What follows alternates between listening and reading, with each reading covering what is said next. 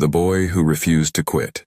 Daniel grew up in a quiet suburban neighborhood in Ohio, surrounded by tall trees, friendly neighbors, and the constant hum of small-town life. His family wasn't rich, but they worked hard. His father was a mechanic, often coming home with grease-stained hands, and his mother worked double shifts at the local diner.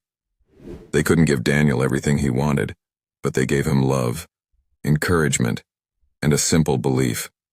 Work hard, and you can achieve more than you think. Daniel wasn't the kind of kid people noticed right away. In school, he wasn't at the top of his class, and in sports, he was usually picked last. He was smaller than most of the boys his age, with thin arms and legs that couldn't keep up with the bigger kids. Still, he loved basketball. He would sit for hours watching NBA games, his eyes glued to the television, imagining himself making the winning shot at the buzzer.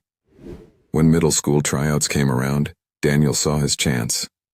He showed up in his worn-out sneakers and an old jersey, nervous but hopeful. He dribbled hard, took his shots, and ran the drills as best as he could.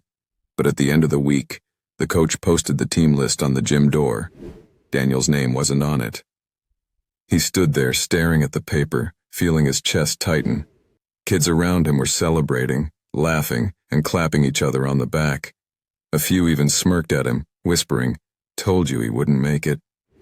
That night, Daniel sat in his room with the basketball on his lap, fighting back tears.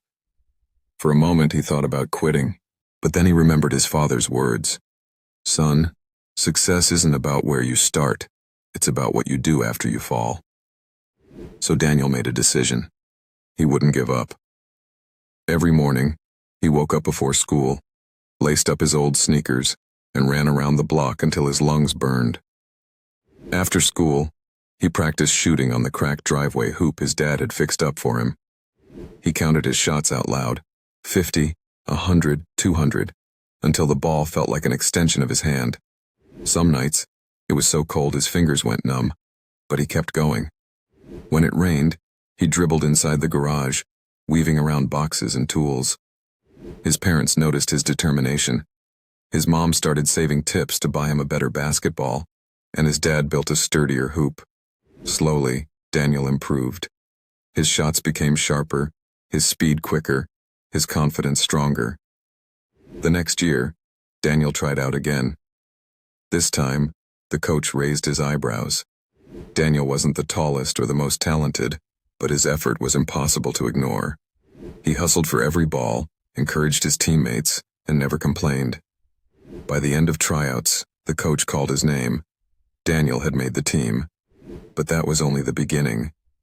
Being on the team meant harder practices, tougher opponents, and the constant pressure to prove himself.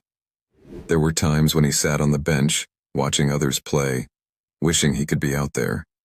But instead of sulking, he cheered for his teammates, studied the game, and kept training. By the time he entered high school, Daniel's persistence began to pay off. He had grown taller, his body stronger, and his skills sharper. He wasn't just a bench warmer anymore, he was a starter. His teammates respected him, not because he was the most talented, but because he never gave up, no matter how hard things got. One winter evening, during a big game against their rival school, the score was tied. The gym was packed, and the crowd was roaring.